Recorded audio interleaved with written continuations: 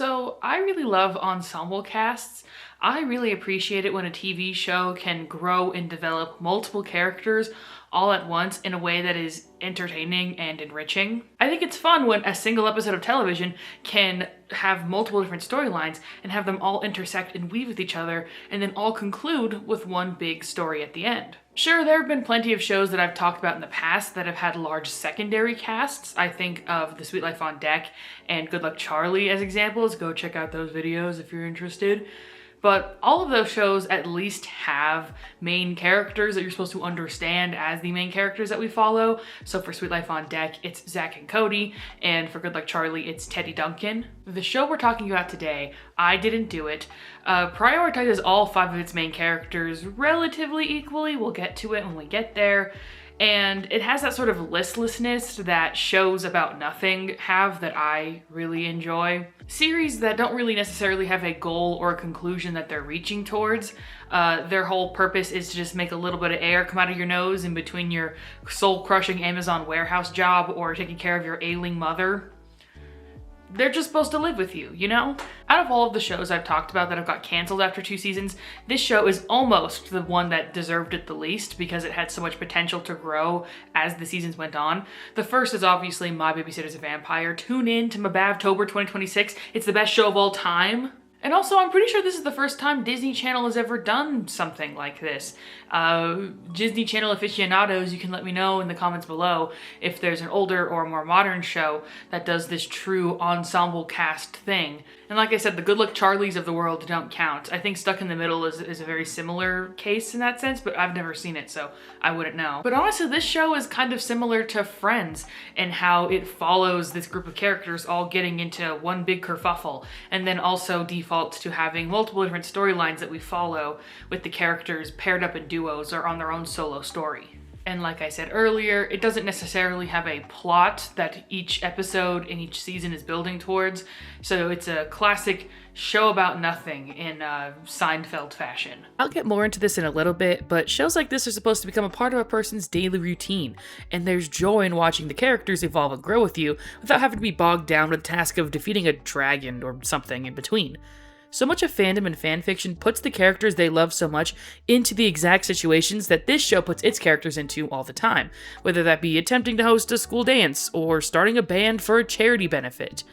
Both of those examples are from season 2, which may be showing my hand a little bit. We're going to go more in depth into that concept as we talk about this show that I ended up really loving a lot more than I thought and had no idea was going to fully encapsulate me in a way that so many of these shows had. Primarily because this is actually one of the first shows I never watched when it originally aired on Disney Channel. I had fully stopped watching cable television at this point, and I'm pretty sure even by the time that this show ended up ending, I didn't have cable television anymore. And so much of the eccentricities in the show's production, I think, will come through and highlight just how different the TV landscape was becoming, even in just a short amount of years into the 2010s. So yes, let's dive into I Didn't Do It.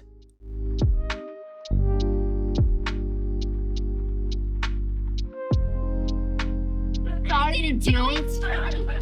If my voice sounds a little bit different to you in the audio recording, that's because I lost my voice and I'm still recovering it after many days.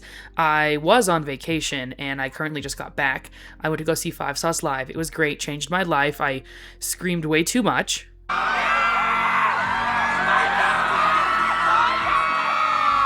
I thought I was going to be a lot more productive on vacation, like the last time I went on an out-of-state road trip to go see someone live.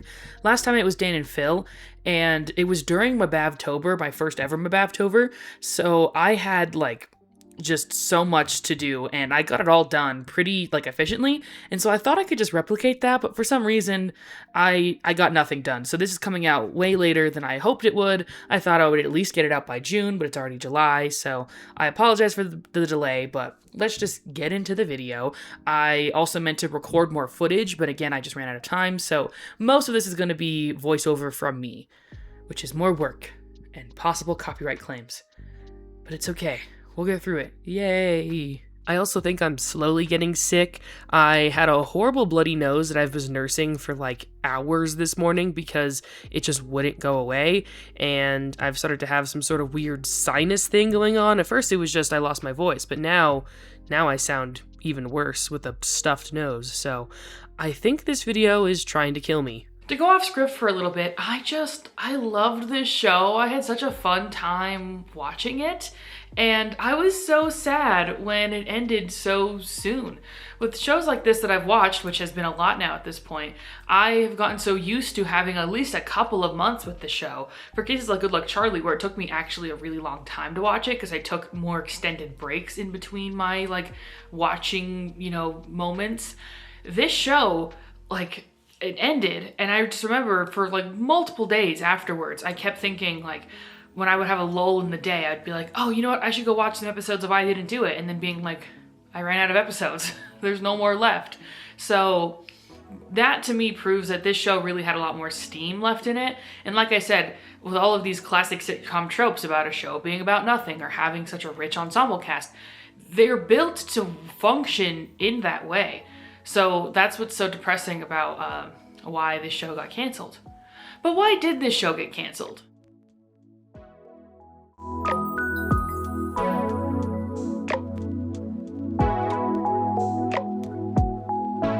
So something that's really fun about this cast, honestly, kind of still all working in the industry right now. It was funny how I was doing like light research on Wikipedia and I just kept seeing stuff that I'd seen before in these people's like IMDb listings. Like the actor who played Logan was in that horrible, beautiful disaster movie that I'm like kind of obsessed with and I've started to read the book of. Don't ask why. It's for a possible future video that may or may not happen, and if it did happen, it would be like years from now. But he plays like a random side character in that movie series, and the actor who plays Delia, she's in that horrible Velma live action movie. Velma and Daphne, where they cut out Scooby in Scooby-Doo and all of the male characters. I didn't even know that was her.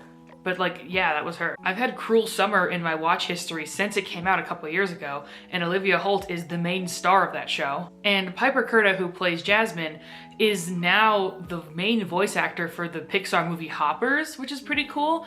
And so because of that, she was interviewed by the Zach Sang Show. So she had a 50+ minute podcast that she was on, and she talked about I Didn't Do It. So literally as of just a couple months ago, I have like access to this very, very condensed, simplified explanation for what happened to the show. I bet this information was public before this interview, literally in March of 2026, but it was not so concisely said and in one specific place, as in a clip uploaded to the Zach Sang channel. So yeah, feel free to go watch the full podcast episode. I will detail what happened to the show now. I'll also include some clips from the interview. As I was watching the show, I kept asking the question, where are they getting all the money for all these sets? Before I knew anything about what had happened, I was just watching this show, and I remember talking to a friend I have in real life about this, being like, this is the show I'm currently watching. There's a brand new set or a brand new bucket of goo being thrown onto these characters like at every given moment. Where are they getting the money for this? I know in shows like Wizards of Waverly Place, there was a lot of CGI and also buckets of goo being thrown on people, but that was like maybe like 3 or 4 times a season. It happened in like the first 6 episodes in a row. It was all just like brand new sets, talking background characters, so much buckets of goo. And considering this isn't necessarily in Disney Channel's heyday like Wizards of Waverly Place was, I was wondering where all that money came from. And the answer was, from nowhere. They were going way over budget for each episode, apparently. What we do know is that there was a massive overhaul from season 1 to season 2. They're basically 2 completely different television shows. Do you know why it was canceled so quickly? It was really a strange experience with Disney for me, because like our first season, I think was going fine, but we did a lot of gags, like a lot of like sets falling and things like stunts and things like that in the first season. And the rumor was, like, I still don't I was like 16 at the time, so I don't really know what's going on. But the rumor was that the production team went way over budget, like every episode. And I could see how they did with the things we were doing. And so after season 1, usually there's a time period where they're like, okay, they have to let you know it's picked up within this time period, otherwise it's not. And they took up the whole thing, and at the very end, they were like, okay, we're picking up for season 2. By the way, we fired everybody, and we're gonna bring in a whole new team. So they fired all the writers, all the creators, like all of this stuff, and they brought in the Good Luck Charlie team. Because they were like, let's bring in the hit makers, you know? And they were great. And, you know, both seasons I think are really special and good in their own ways. They're just so different. Mm-hmm. Yeah, it was interesting because when we shot the finale of season 2, there was a feeling in the air like, this feels like the last one, you know? And it was. And I think they just, we were a little bit of an anomaly too, in the sense that like, we really were, like, you know, it was Olivia and Austin kind of at the forefront, but it really was very much an ensemble cast. And we were maybe all a little bit older too. And like, I guess maybe they just didn't know what to do with us, but I will always remain a tiny bit bitter about it because we really found our footing, I feel like, in season 2. And like, we really started just like sinking our teeth into these characters and these stories. And we loved each other. We had so much fun on that set. And basically, most other Disney shows at the time, those sets had drama. Like, lots of drama. And we were not one of them. Like, we were like, how are they keeping this show on when those two people can't freaking stand each other? But like, we're over here happy-go-lucky, and you're canceling us, you know? More drama. I know. We should have like stoked the fires a little more, I guess. So let's go over the premises of season 1 versus season 2 and spot the differences. The premise of the show and the purpose of the title, I Didn't Do It, is that every episode starts in medias res. So we begin at the middle or the end of a story, and we, after the title sequence, flash back to the beginning of the story and then work our way back to where we're introduced at the opening teaser. It's a fun premise, it's a fun idea, and I feel like plot shenanigans took over characterization a lot more than not. Like, a character would have something that they're doing because they're working towards that final conclusion that we see at the beginning of the episode. And also it seems like they were kind of reverse building these storylines. Like, they'd come up with the beginning opening teaser first, and they would have to work their way back to figure out how they got there, instead of writing the story in chronological order and then just, you know, having to flash forward. The episode where they go to Washington, D.C. feels like that example to me, where it's like, oh, Garrett's in a robe and Delia has her face painted silver. Why is this? And it's like the answers are very unsatisfying and almost like they were come up with on the fly. Other episodes utilize this premise a lot better, like the cabin episode where they go to a snowboarding resort on like a really cheap like coupon or something, and it opens with the roof caving in and snow being spread everywhere, you know? And that episode feels like the entire story was understood and this was just the natural climax of the story, so that's why we're cutting to it at the very beginning. And also we get a lot more developing of characterization because the characters themselves are just acting the way that they would within that situation, which is where characterization is built. Like, Garrett is a nervous wreck who can't lie, and he's put into a situation where he has to lie. And Delia is obsessed with this historical figure they've invented for the show called Penelope Harkins, and it just confirms her as one of those weird girls, which I appreciate. So generally, I think season 1 had a few misses, but a lot of hits. You can see as season 1 goes on that they slowly stopped having such unique sets and, you know, slime material basically, but still using that similar structure. Like, a lot of plots will take place at the school or at Lindy and Logan's house. And to me, honestly, that just makes a lot more sense. Apparently, so many people stopped watching the show once season 2 started because they noticed that the main premise that they were hooked on was now gone. Because that's the biggest thing that they changed with season 2, was removing that whole in medias res gimmick in the first place. There are so many episodes of season 2 where I could see that fitting, and honestly, they could have worked it into any episode of season 2. So I feel like getting rid of that specific frame device was a very bad decision. Even if, the episodes were the exact same writing and filming wise, they just edited it to where the opening was the ending and, you know, understood that that was how things were going to go. I think it would have been just fine, and they probably wouldn't have had worries about people not watching it. But yes, bringing in the Good Luck Charlie crew really changed how the characters were being characterized. And I'll talk about this once we get into each character breakdown. I'll be saying a lot of, in season 1, they're like this, and in season 2, they're like this. But also just, again, how the episodes are structured, which is a lot more around their dynamics rather than the situation that they're put in. There's a lot of like actual drama, if that makes sense. Moments where the scene is serious and there's no laugh track and the characters are earnest and honest with each other. That was something very notable about season 1, is that it didn't have any of that. If there was ever supposed to be a serious-ish scene, it was always cut by a joke. And that's not present anymore in season 2. And honestly, I kind of liked it more how it was in season 1, where the characters were just so goofy silly that they had no interest in being serious with each other. I can appreciate a show with a cast of characters who have that dynamic. An example is the Christmas episode where Lindy is singing Silent Night because they're trying to push Olivia Holt's music career, and also because that's a copyright-free song. And Logan sits down and you think that they're gonna sing a beautiful sibling duet together, and then he starts fucking it up. You know, so it's like, that's a fun time. That is like the essence of the show and how the characters interact with each other. And honestly, it feels a little realistic to high school shenanigans. I don't know about y'all, but me and my high school friends, who most of I'm still friends with to this day, we were never like serious with each other. If one person wronged another, we would bring it up if it was a big enough deal.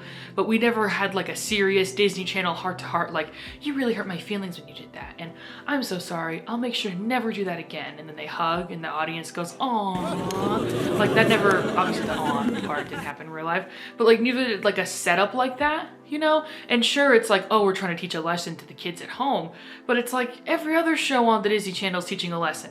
Let us just have a little laugh in between taking care of our ailing grandmother while watching this show. And also, it just flavors this friend group a little bit more, you know? It's just better writing, in my opinion.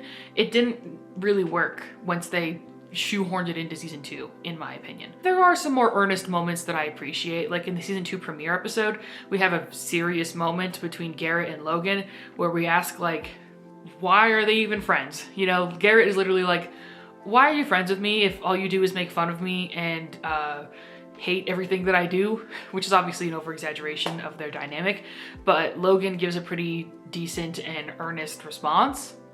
And that's a fun time, that's a sweet time. But the biggest difference is the change they make to the third space. Every sitcom needs a third space, okay? You can really feel it if they don't have one. I don't want to hate on the Wizards of Waverly Place reboot again. I just released a podcast episode where I briefly mentioned that I did not like the Wizards reboot from what little I saw of it. I have a podcast, by the way. Go check that out. We talk about This Sweet Life on Deck and also just Disney Channel as a whole over there. You get to hear me talk about things early. I already made a little like brief rant about I didn't do it at the beginning of one of my episodes, so go check that out if you're interested. That was another thing that was a little bit notable, was that, you know, you have the house and then you have the school, but you don't really have another place that the characters go to, like a coffee shop or a restaurant that they're always frequenting. In this show, it's Rumble Juice, which is a place that sells smoothies. I'm not gonna lie, those smoothies look banging, and I'm actually gonna recreate some of them for myself in my personal life. I mean, it's very simple, like juice, fruit, yogurt, ice. But still, I like the flavor combinations they have going on there. The Rumble Juice was just another setting that they hung out in. It was honestly no different from when they were hanging out in Lindy and Logan's basement or at the cafeteria table in school. But the Rumble Juice gains importance in season 2 by adding an actual secondary cast member to like exist in that area. They introduced the new owner of the juice smoothie shop. Her name is Betty, and her whole gimmick is that she's like a drill sergeant. She used to be in the Coast Guard, so she's like an ex-military person.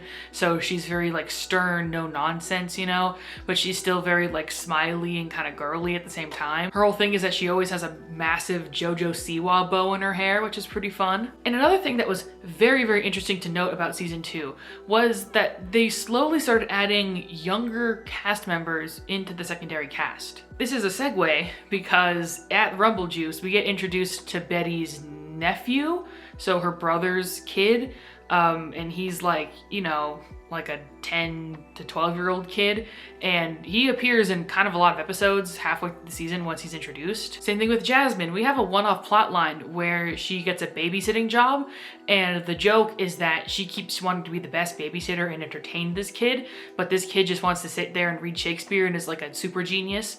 And again, the kid is around aged 10 to 12, and I thought once we saw that one episode and that one character that plot line was over.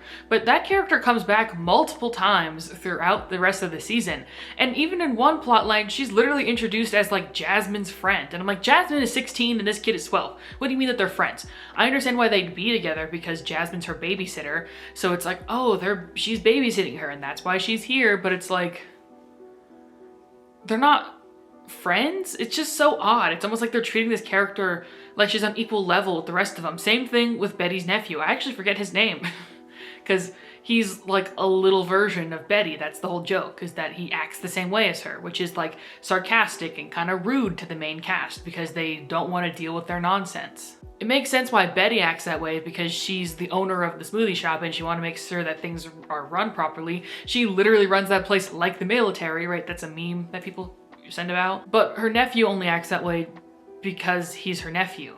So it's just kind of like, you know, they're kind of nothing burgers of characters. But the fact that they're younger, I think, was very notable and intentional.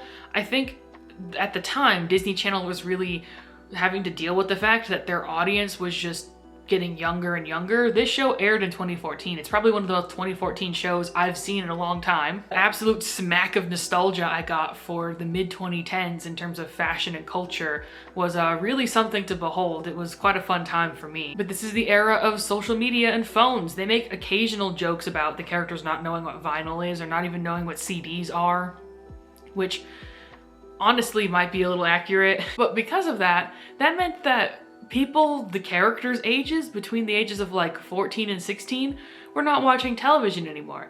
And so it almost seems like to me that the network was slowly trying to introduce younger characters in to appease what their actual audience base was.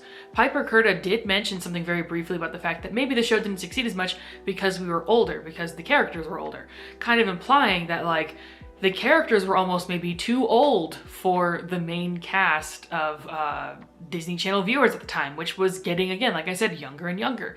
Even back in the day, like, teenagers still watched Disney Channel, even if they were afraid to say it out loud in public. By the time you hit middle school, people were still watching Disney Channel at those ages. And I don't necessarily think that was the case by 2015 when season 2 was airing. So I think that was a natural response that Disney Channel was making.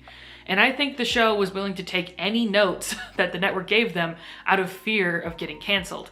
But they got canceled anyways, so it was for nothing really. I don't mind Betty as a character and the expanding cast. We'll talk about it more a little bit later. So like, her nephew is probably the character I'll tolerate the most out of all of this like younger cast inclusion. But like, giving Jasmine a kid that she babysits to appear in multiple episodes, it's fine, I guess. I don't even hate the episodes that she's in. There's some really funny stuff there, but like, I could take or leave many of those characters and plot lines, as well as a certain amount of certain plot lines throughout season 2 in general. They're definitely a lot more generic generally. I would say that a bad season 2 episode is a lot worse than a bad season 1 episode. Not that any episode inherently is actually all that bad. I really enjoyed every episode that I watched, but there are multiple that after I sat with them after a couple minutes after the episode ended, I was thinking like, those plot lines are pretty boring and generic, and honestly, it could have been in any sitcom. And the one thing that was unique about this sitcom was the fact that the shit that the characters were getting up to was something that only these characters could get up to. They would not be doing this in any other Disney Channel sitcom. So they really sacrificed a little bit of that originality, and that's why I think that like there's a version of this series to watch where episodes of season 1 and season 2 are mixed and mingled together, where you can kind of watch the more wacky antics mixed in with the more melodramatic character development and find something very, very satisfying and enjoyable there. If both versions of the show were considered from its conception, I think it would have been an all-timer. But as it stays, it's just a very unique interesting 2-season run for sure. But I loved the characters in this show. I had so much fun watching them and seeing them be a little friend group. So let's do a character breakdown and analyze what each character is doing.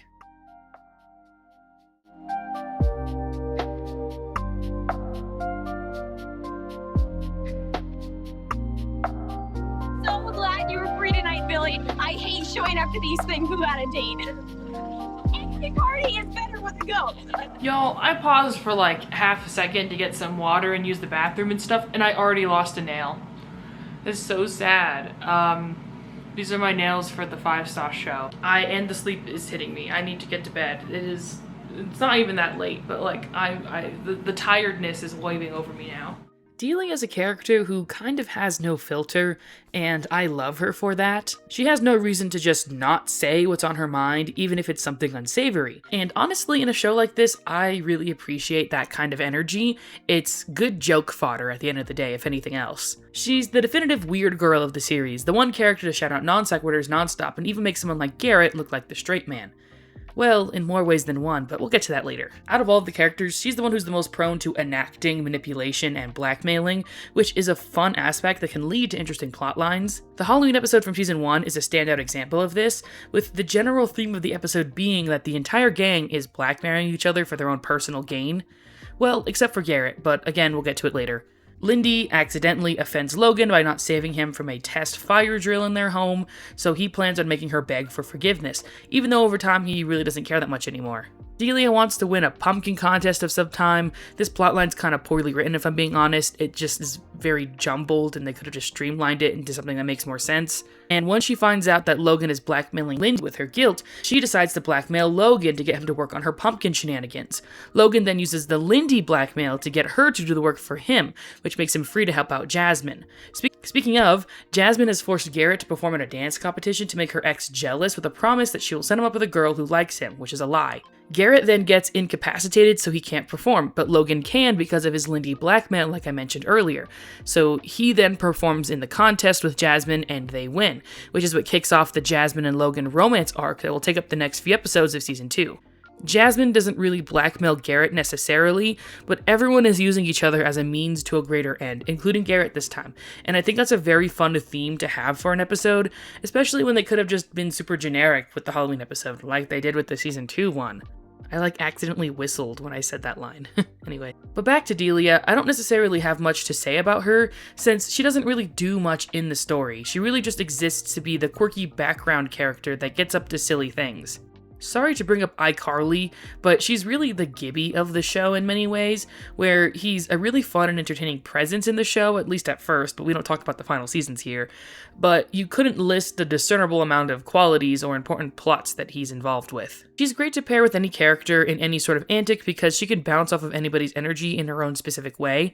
I especially like when she's paired with Jasmine or Logan because they're the types to be least likely to hang out with someone like Delia based on their personal desires and societal validation wishes.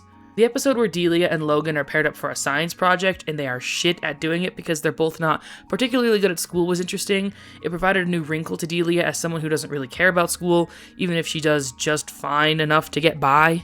She's also the character to change the least in between seasons due to the writers' shakeup, other than them highlighting her Italian-American heritage a bit more and retconning her as having 2 dads. I mean, she could still have a mother that was mentioned early on in the show, and there could be some sort of joint custody situation, but this inclusion of her gay parents was clearly a season 2 addition. And it's not like we see them or anything, we don't see any of the characters' parents, especially again once season 2 rolls around. This will definitely be coming out after Pride Month, but it's currently Pride Month at the time we're recording this, so happy Pride Month to Delia's parents, and also maybe Logan, but we'll get there. The notion of societal validation that I mentioned earlier actually raises a big question for me that I've had lately, which has to do with the social standing the gang has in their high school hierarchy. Some episodes imply that they're social outcasts, and the extra quirky/nerdy members like Delia and Garrett definitely are, but I'm not sure that leaves everyone else, who seem to care about societal validation and being quote-unquote popular. I guess it's a little bit refreshing to have a show reflect more realistic, high school popularity, where you have popular people who seem popular, and then you have nerds, but everyone kind of mingles and hangs out with each other based on just whether or not they vibe or not. Like, you'd think someone like Jasmine, with her love of trendy fashion and dating cute boys, would seem to fit most into the wannabe popular role of the group, with plot lines where she wants to be popular but can never achieve this goal because of her lame friends who she loves too much, but they never really explore that much throughout the show. This is my transition to talking about Jasmine now, by the way. Welcome to the Jasmine section.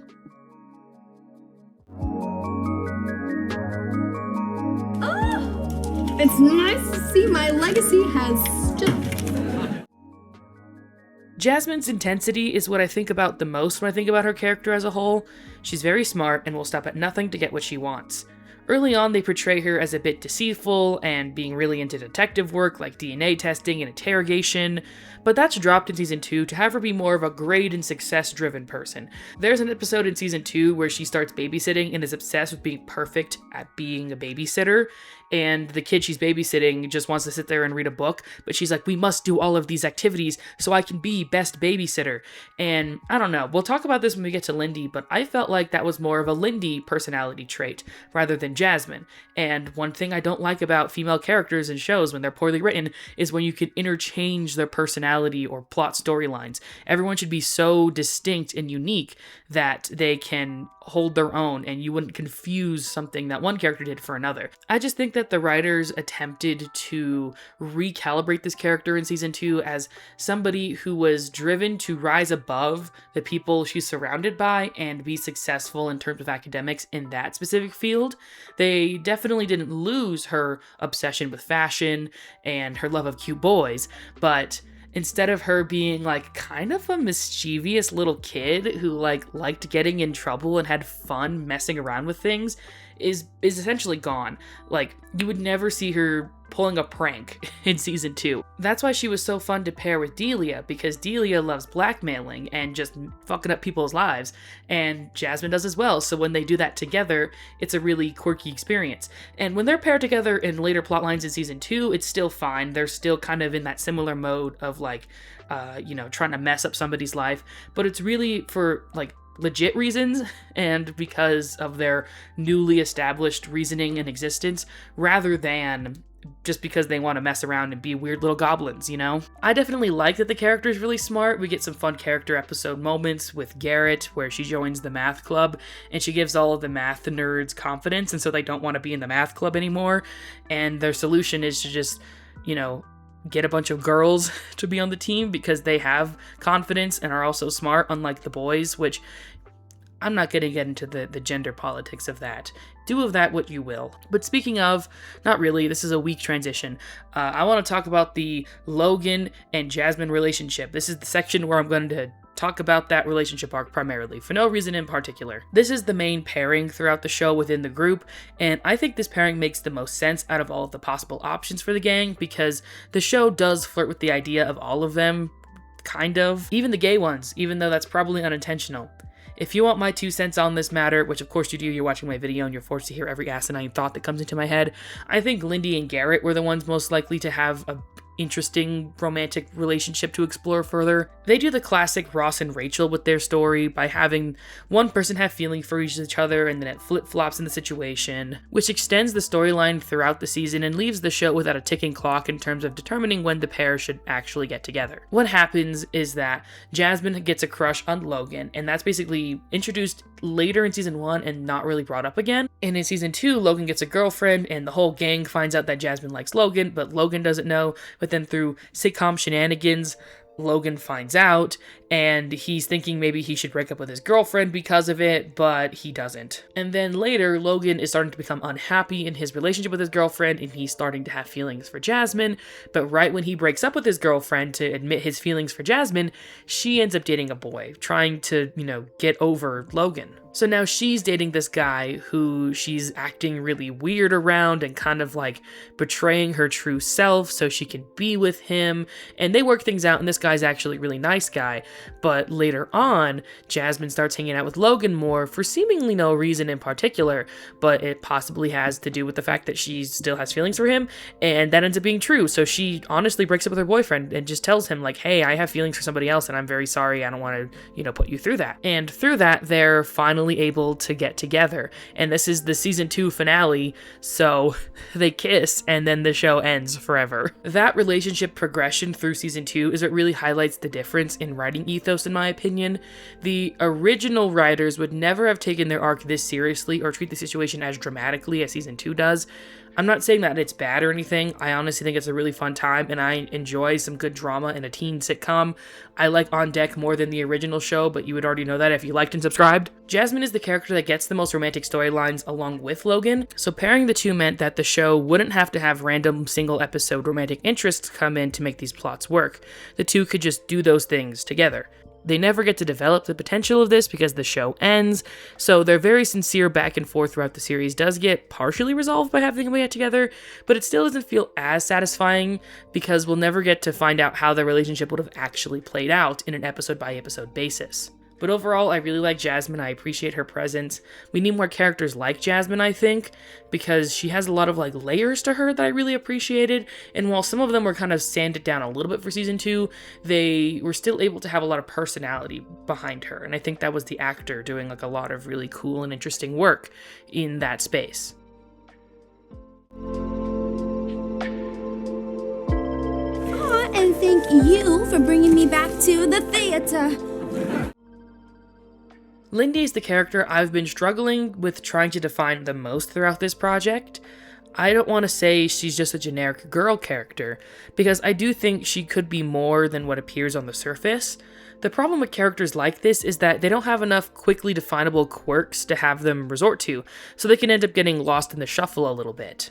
I also think she's supposed to be a little bit aspirational in a way. She's supposed to be the most blank slate out of all of the characters, because she's sort of the audience surrogate in that way. I can list the things that Lindy does throughout the show, like foster dogs, advocate for cheerleaders on the girls' sport team, that's where that weird Texan Southern Belle lady comes in, or want to write for the school newspaper, but I've been struggling to find who she is as a person, if that makes any sense.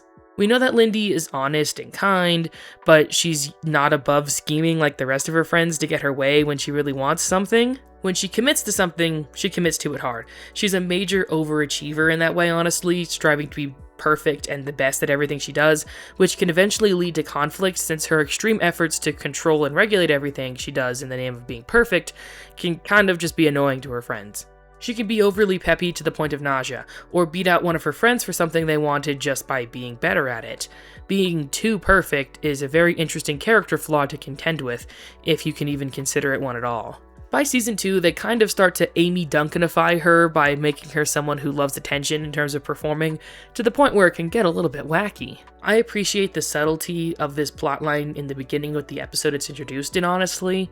The episode follows Lindy and Garrett performing in a one-act play for Delia's writing class, and because Garrett is just one big ball of anxiety, he keeps asking for less and less lines, and Lindy keeps asking for more because of this developing arc of her being an egomaniac, leading to her having every line and Garrett's character turning into a non-sentient tree who doesn't speak.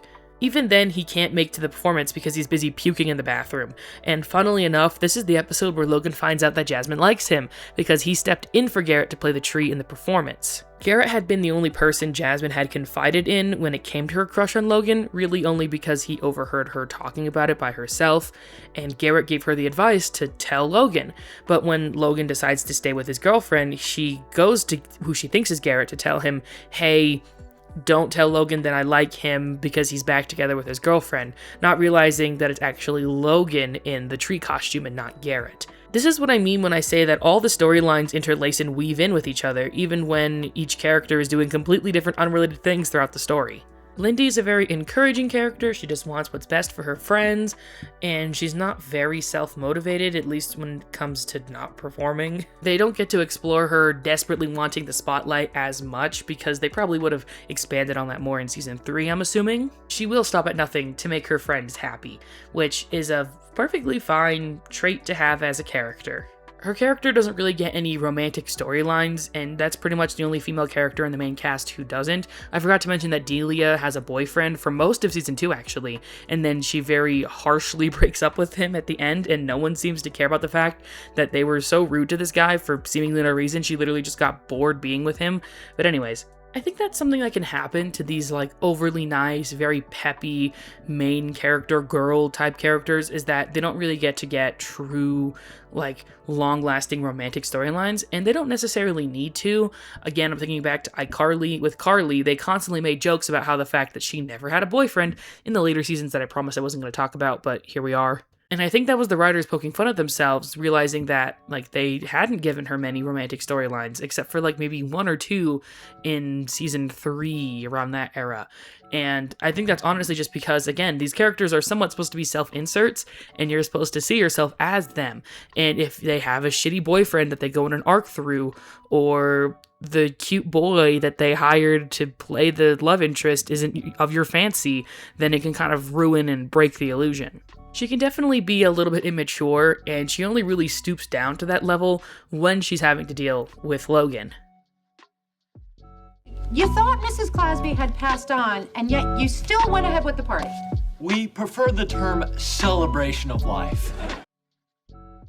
The quickest way to describe Logan as a character is to call him the dumb one. In terms of jokes per minute with his character, that's the space he's occupying a majority of the time, but he does have other elements of him that go beyond just not being that bright.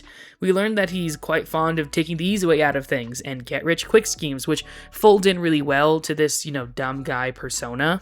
And all of these schemes usually end up going his way because he's a privileged blonde white man. And that's not me just saying that, by the way. The show actively acknowledges that his good looks and general charisma means that he can just kind of get away with things that most people can't, and he has little to no consequences in his life. Lindy is a little bit of the same, by the way. Even though it's supposed to just be a joke in the background of an episode that they have blonde privilege, it's easy to see throughout the entire series that they've received the least amount of punishment out of the rest of the cast, for reasons I bet you can all speculate about at home. Outside of that one little joke, I don't think that's any intentional commentary on society or anything. It's just that they have a much easier grow around than the other characters, maybe because on the surface, they can be the most boring. One really cool quirk that they gave the character is the fact that he's really into music and plays the drums. They show that he's really into listening to vinyl and shockingly amazing at the drums, which was clearly added to the show off of the actor's talent with the instrument. I don't know why they didn't introduce this sooner, because it comes completely out of nowhere randomly in the later half of season 2 with only a couple episodes left. Personally, I think if an actor has a specific talent and they're willing to show it off in the show, then they absolutely need to include it into the character's personality. Also, randomly in season 2, Lindy does some really specific gymnastic moves that are really cool, and in the context of the scene, it's supposed to be entirely a fluke. They don't understand why she was able to do it, but I don't understand why they didn't take advantage of Olivia Holt's gymnastics background and incorporate it into the character, if she was willing to do so on the show. His interactions with the other characters in the show is also very delightful to watch. He is obviously always fighting with his sister, but they do love each other and they have cute little moments together. His relationship with Jasmine, outside of the purely romantic context, is also really cool. You can tell that she gets really upset with his frivolous behavior, but he's honestly just a good-hearted soul at the end of the day. He doesn't really have a lot of malice towards other people. He just ends up accidentally hurting other people in his own goals of achieving quick and easy success. So you can tell that she really appreciates that honest nature of his, and also gets frustrated when he behaves selfishly. It's actually a really cool and interesting back and forth that they can have, where there's episodes where they're beefing with each other, and then there's other episodes where they're just like really vibing and just have this like really cool chemistry and syncopation in terms of their interests. I think the actors had really decent chemistry on set, and again, I would have loved to see that flourish into an actual relationship, but whatever. Like I said earlier, Logan can be a little bit selfish at times. Again, he just is really fueled by basic instinct desires, so that can really cause him to kind of like hush off people in a very dismissing kind of way. And Garrett is one of those characters. In season 2, you could tell that the writers were like, why are these two best friends? Like, why do they like each other? They don't even seem like they would be like an interesting pairing at all. And so they try to rectify that in the episode where the girls have a sleepover that goes horribly wrong. They get arrested, whatever. And Logan and Garrett get stuck in Garrett's garage. I think it's supposed to be a garage or a shed of some kind because of a bear outside. And they end up having a bonding moment where Garrett is like, literally, he even asks, he's like, why are you friends with me, man? Like, how did we become friends? And Logan basically describes a situation where he wanted something and Garrett gave it to him. And so that's why they're friends. And honestly, that's so much of what their relationship feels like. Garrett is Logan's closest friend in the group. They will do a lot of episodes where they split the girls and the boys up, and we see that, like, the main person he really hangs out with is Garrett. Logan essentially says, well, you're a really good guy at the end of the day, and you're really honest and true, and you are a good friend. But my question is Logan a good friend back? I want to talk about Garrett next, but before we really do, I kind of have to mention something that cropped up around season 2. Is it just me, or is Logan kind of...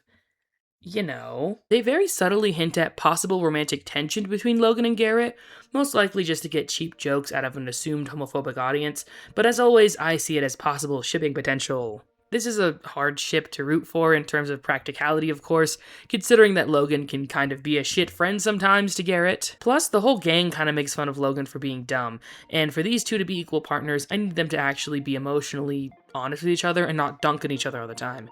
Maybe it's realistic for two teenage boys, but I don't care. I want my TV couples to actually like each other. Let this be my fantasy. To be fair to Logan, he does show up for his friends, not only just Jasmine because he has romantic interest in her with like the dance competition and stuff, but also for Garrett. He's the tree for him. He sticks by his side, even if it doesn't really seem like, it would benefit him in the most part. So that's what I mean when I say that he has an honest soul. He gives off golden retriever energy.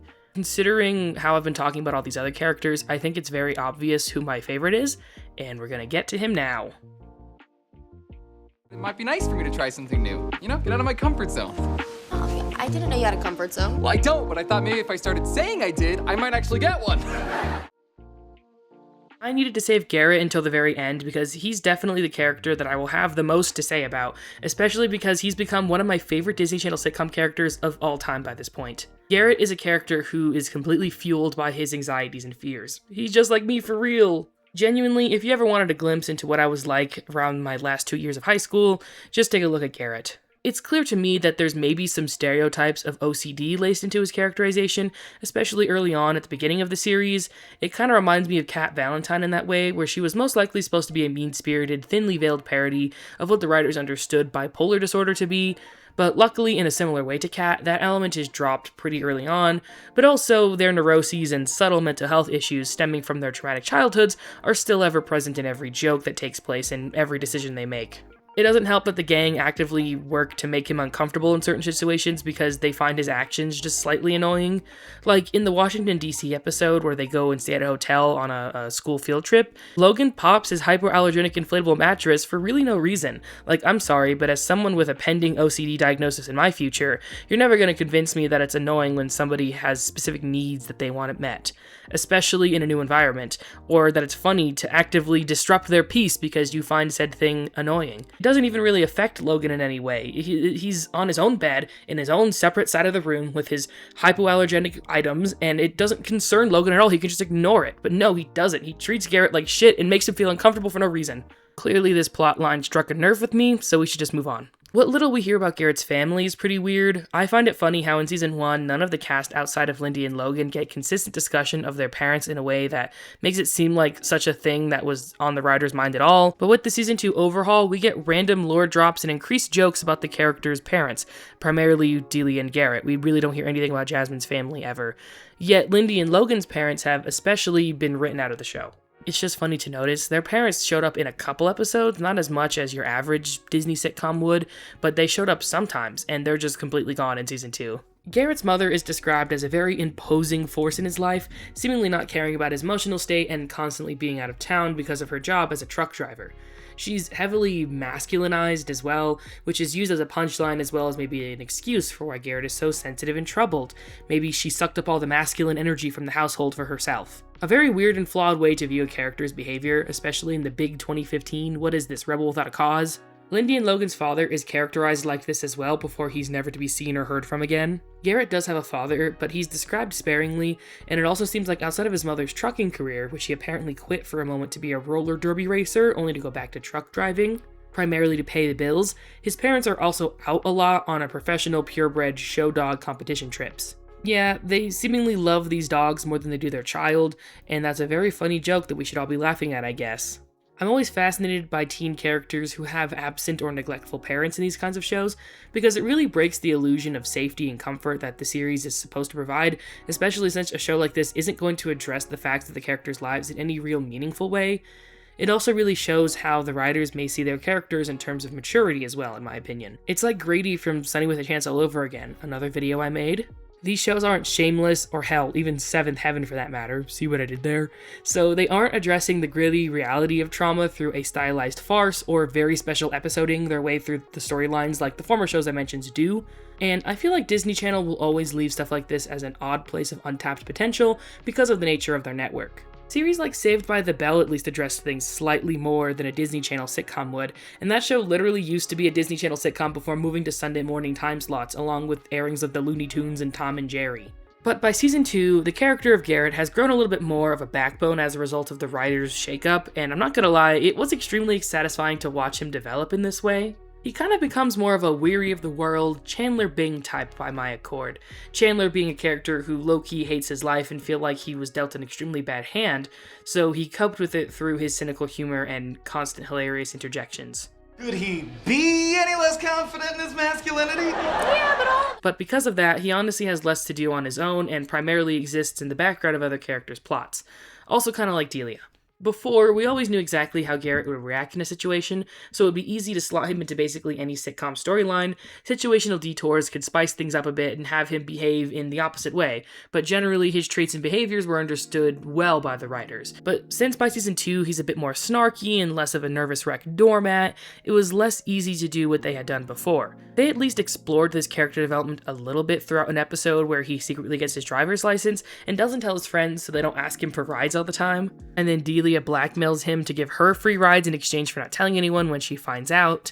And he stands up for himself in a serious scene where Delia apologizes, which again would have never happened in season 1. They would have maybe resolved the episode in the same way, but just made a joke of the whole interaction.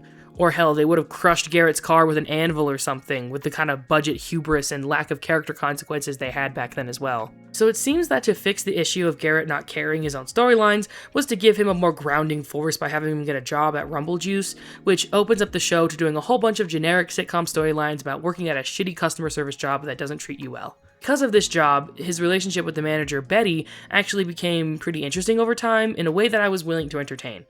They grow close and kind of form a mother-son style bond, and it finally made me tolerate this character's inclusion just in time for the series to be over for forever. Although, like I complained about earlier, I was not so interested in Betty's nephew character becoming so involved in plot lines. They try to establish in the show that Garrett is seen as family by Betty now, so since he's family, he has to do things that family does, which is, help out family members, so he has to spend his whole Halloween with this kid. And they do something kind of funny where they scam this old lady out of her entire Halloween stash because she gives away a lot of candy by just dressing up in many different costumes.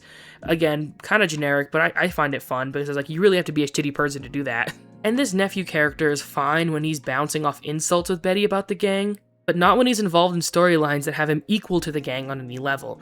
Again, my theory is that they were trying to include younger characters because they knew that their audience was just getting younger and younger by the minute.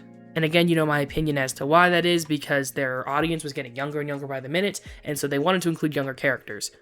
I think I have to stop recording though because a literal hailstorm is happening, so... Yeah, I didn't get to record my official outro because a hailstorm came in that was so loud and so intense that I literally had to stop recording right then and there, so... Generally, I am embarrassed with how much I relate to Garrett. He's one of my favorite characters in all of Disney Channel history because of that. And let's move on to my final thoughts and conclusions for the video. Thank you for sticking with me with this one, guys. It's been a little bit of an odd one. I've kind of gone back to my old school roots of just yapping about characters in a show I like and not really getting super heady with it. And it's actually been really fun. So yeah, on to the conclusion.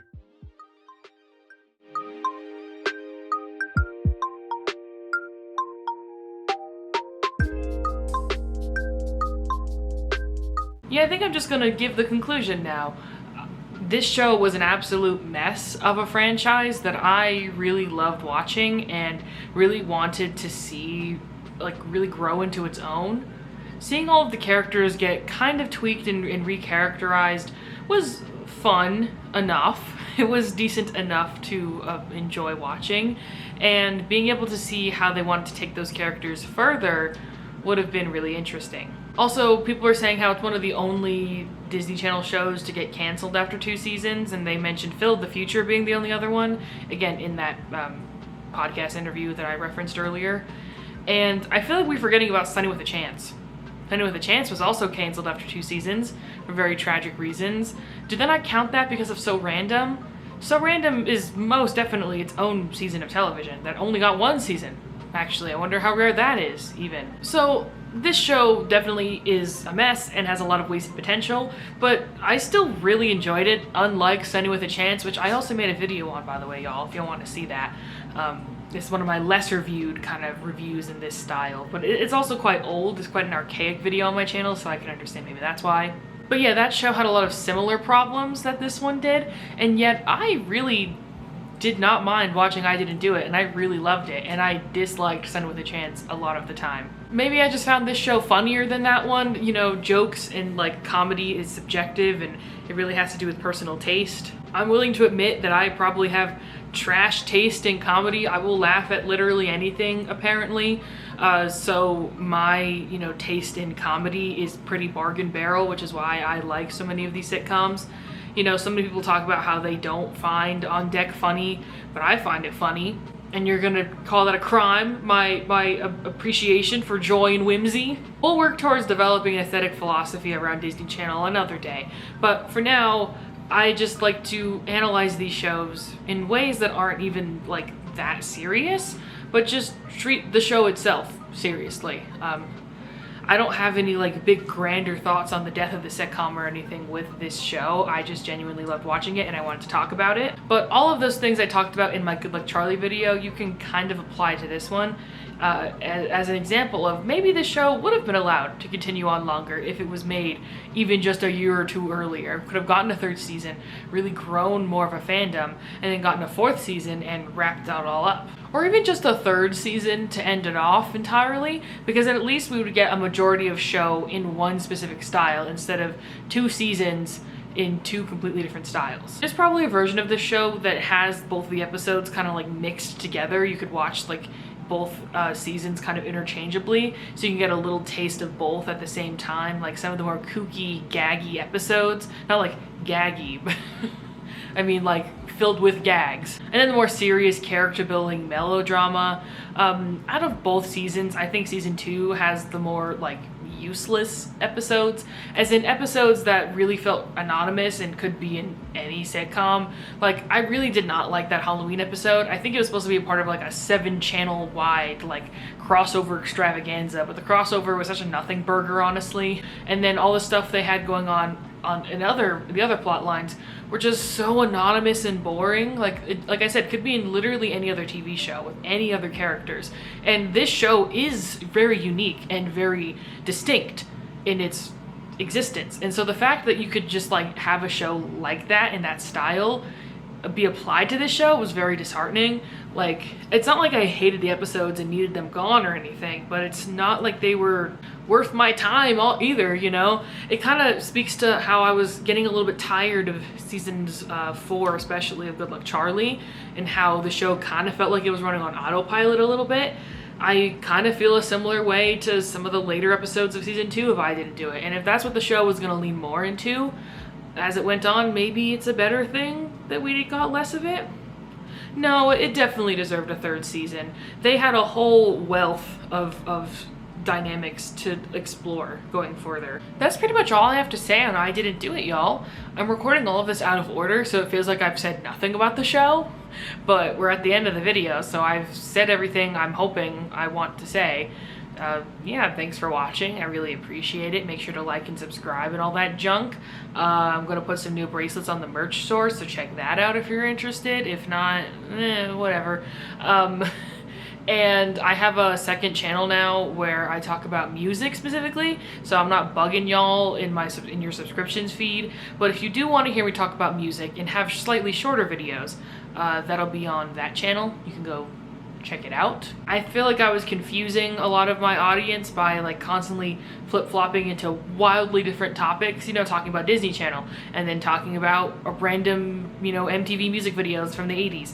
And so it's like, it just makes more sense to just have that be on its own separate world, you know?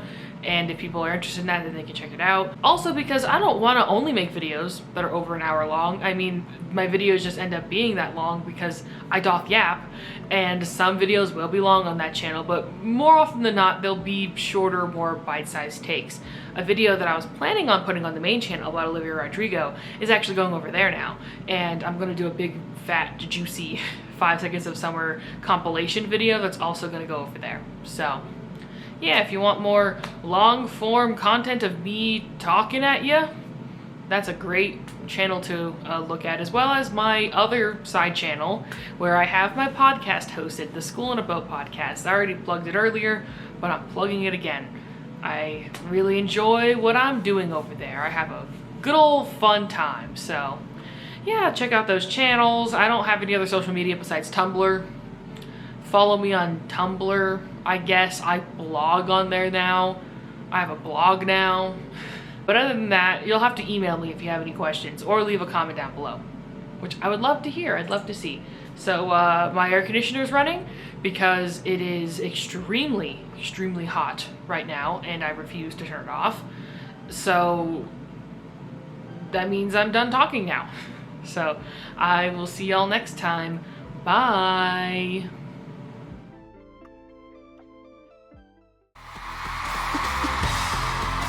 And this takes blood.